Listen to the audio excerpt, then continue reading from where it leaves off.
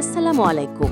মা বাবারা, বাচ্চার ঠান্ডা সর্দিতে কষ্ট পাচ্ছে, বারবার নাক বন্ধ, হাঁচি আর কাশি?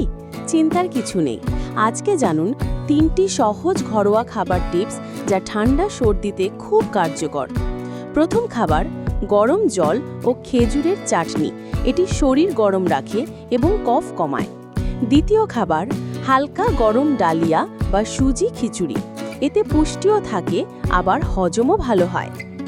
তৃতীয় খাবার, তাজা আদা তুলসী মিশানো পানির সামান্য অংশ, শুধু 1 বছরের বেশি বাচ্চার জন্য দিনে একবার।